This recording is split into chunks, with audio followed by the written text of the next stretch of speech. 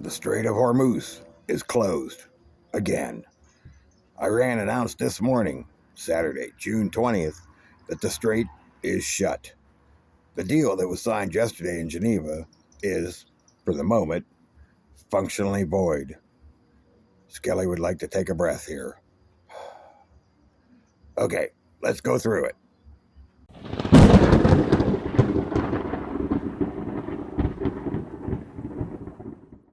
So here's what happened. On Friday, Israel and Hezbollah agreed to a ceasefire in Lebanon. That ceasefire was supposed to begin at 9 a.m. Eastern this Saturday.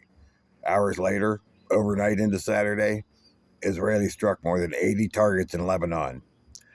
The Israeli Defense Force said Hezbollah fired more than 50 projectiles first, violating the truce.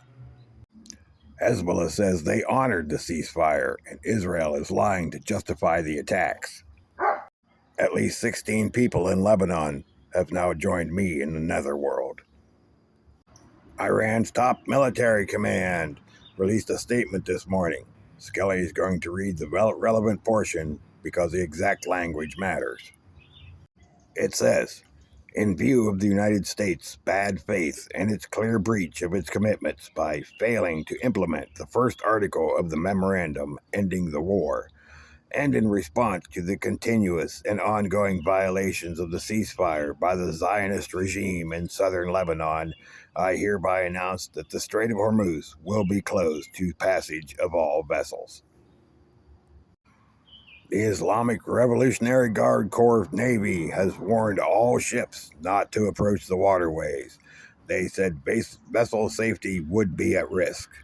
This is not a diplomatic statement. That is a threat with a Navy force behind it. Iran's foreign minister put it more simply on social media.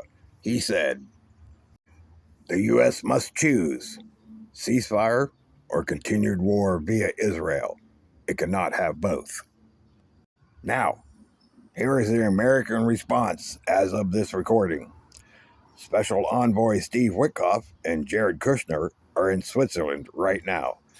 Vice President J.D. Vance told Fox News this morning he expected to travel to Geneva in the next couple days. So the diplomatic channel is not dead. The Americans are still in the room, but the strait is closed again. Now, let's talk about what this means practically, because that's why you're here. Less than 24 hours ago, a deal was signed, and the temptation was to relax, to assume the crisis is behind us. It is not behind us.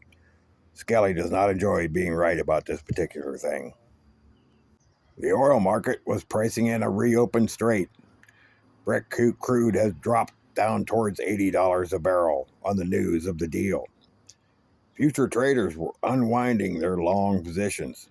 That trade is going to reverse when the markets open. Goldman Sachs had just dropped their oil price forecast. That forecast is now operating on the assumption that is no longer true. For your gas tank, this morning's prices reflected yesterday's deal. By midweek, they will reflect today's reality. Here's the bigger picture that Skelly wants you to sit with. The 14-point Memorandum of Understanding had one foundational clause, Article 1, which called for fighting to stop on all fronts, including Lebanon. Israel struck Lebanon.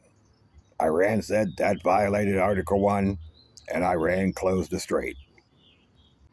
The entire framework, 60 days of nuclear negotiations, sanctions relief, economic normalization, all of it was predicated on Article 1 holding.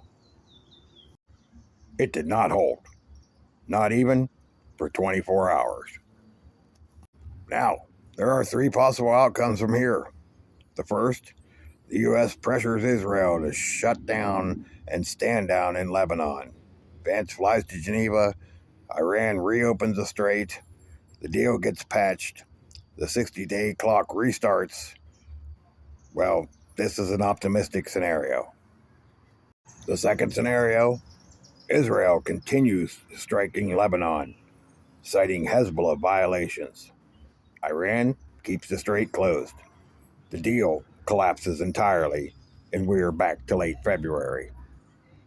The third, and Skelly thinks this is the most likely in the near term, a messy middle, back channel talks, a partial, fragile reopening, more ultimatums, more deadlines, and more volatility. None of these three outcomes are the clean resolution the markets priced in yesterday. So, what do you do right now, today, this weekend? Skelly will make this short because it does not require a long explanation. Everything Skelly has told you in the past, all of it. Today, it applies even more. Fill your gas tank. Today. Not tomorrow. Today. The price you see at the pump this morning is the last price that reflects a world where the deal was holding. That world ended approximately 3 hours ago, as of this recording. If your food storage is looking a little thin, act this weekend. The supply chain pressure that had been building since February did not have a chance to fully recover before it just got hit again. Motor oil, diesel, fertilizer, inputs, trucking margins, all of it is back under pressure. Check your propane. Check your generator fuel. Check your water storage. Not because collapse is imminent, but because the situation that was already tense became significantly more tense within the last few hours. And the people who are the calmest right now are the people who've been quietly getting ready for the past 3 months. Be one of those people. And one more thing. This situation is moving fast. Skelly recorded this at approximately 10 a.m. Eastern on Saturday, June 20th.